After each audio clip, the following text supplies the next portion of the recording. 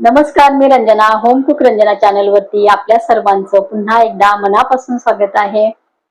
माझ्या चॅनल वरती तुम्ही नवीन असाल तर होम कुक रंजना चॅनलला सबस्क्राईब करा, बाजूचं बेल आयकॉन प्रेस करा, म्हणजे माझ्या येणाऱ्या नवीन व्हिडिओचं नोटिफिकेशन तुम्हाला मिळेल. चला तर मग रेसिपीला सुरुवात करूया. डाळ तडका बनवण्यासाठी मी 1 वाटी डाळ इथे शिजवून घेतलेली आहे. तूर डाळ ही छान शिजली तेव्हा याचा फ्लेवरही छान येतो आणि लागतेही चवदार ती डाळ. तर डाळ शिजवताना मी इथे वापर केलेला आहे 1 टीस्पून तेल घातलेलं आहे डाळ शिजवताना, आणि अर्धा टीस्पून पेक्षा कमी इथे मी हळद घालून ही डाळ शिजवल्यानंतर खूप छान या डाळीचा वासही येतो आणि डाळी चवीला चांगली लागते. एक घेतलेली आहे मी इथे ही लाल मिरची आहे, म्हणजे कलर वाली, तर ती एक घेतलेली आहे. आणि तिखट मिरची इथे मी 5 घेतलेल्या आहे. तिखट तुम्ही तुमच्या आवडीप्रमाणे इथे घेऊ शकता.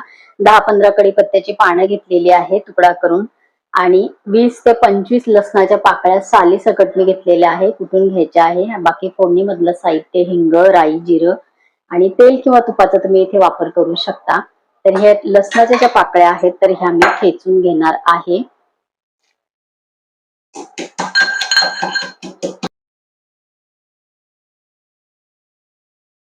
लसूण कुटून झालेला आहे.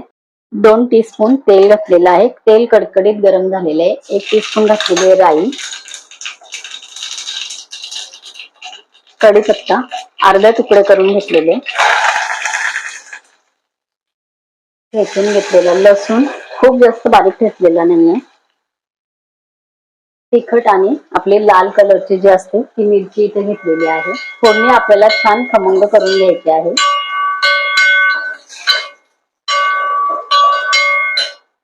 लसूण मस्त वास सुटलेला आहे आणि बघा लसूण एकदम छान इथे परतवला गेलेला आहे. असंच लसूण आपल्याला इथे घ्यायचं आहे, तेव्हा आपलं इथे व्यवस्थित फ्लेवर येतो. अर्धा टीस्पून इथे घातलेले जिरे,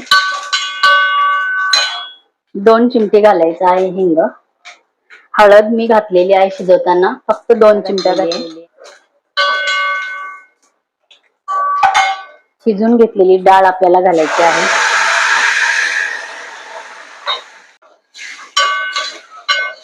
तुम्हाला घट्ट हवी असेल तर ही अशी घट्ट डाळ पण मस्त लागते, पण थोडंसं पाणी मला इथे घालायचं आहे. तुम्ही तुमच्या आवडीप्रमाणे डाळीत पाणी घालायचं की घट्ट ठेवायचे आहे तिथे तुम्ही ठरवू शकता.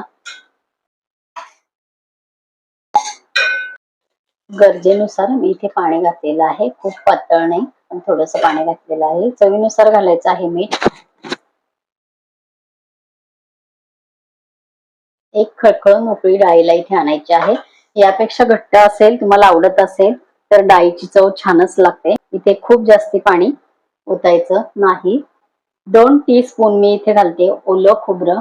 या डाळीची चव अप्रतिम लागते, नक्की करून बघा. भात, भाकरी, चपाती तुम्ही कशा बरोबर सुद्धा खाऊ शकता. यापेक्षा जास्त पातळ करू नका. एवढा लसूण घालून ह्या मिरच्या आणि ह्या पद्धतीचा तडका देऊन डाळ खाऊन बघा. अतिशय चवदार डाळ आपल्याला इथे खायचा आपण आनंद घेऊ शकतो. नक्की करून बघा. डाळीला छान खळखळून उकळी आलेली आहे. गॅस मी इथे बंद केला. डाळ तडका आपला इथे तयार आहे. एकच फ्लेवरची डाळ खाऊन कंटाळा आला असेल तर खरंच ही रेसिपी तुमच्यासाठी आहे, नक्की करून बघा. लसणाचा अतिशय छान फ्लेवर या डाळीमध्ये उतरतो. हिरवी मिरची न घालता लाल मिरची घालून हा तडका असाच करून बघा. अशा प्रकारे फोडणी घालून बघा. डाळी खरं तर आपल्या जेवणामध्ये रोजच्या आपण खायला पाहिजे, पण बरेच जण डाळी खात नाहीत. तर वेगवेगळ्या चवीच्या जर आपण बनवल्या तर नक्की घरातले लोक सुद्धा आनंदाने खातील. आणि शरीरासाठी डाळी, सर्व प्रकारच्या डाळी खूप आपल्याला आवश्यक आहेत. नक्की करून बघा. आजची रेसिपी तुम्हाला कशी वाटली कमेंट करा. रेसिपी आवडली असेल तर इतरांना शेअर करा. माझ्या चॅनल वरती बरेच प्रकारचे पदार्थांची प्लेलिस्ट मी दिलेली आहे, लिंक खाली डिस्क्रिप्शन बॉक्स मध्ये आहे, तुम्ही चेक करू शकता. माझ्या चॅनल वरती तुम्ही नवीन असाल तर होम कुक रंजना चॅनलला सबस्क्राईब करा. भेटूया परत असंच एका छानशा रेसिपी बरोबर. तोपर्यंत बाय बाय.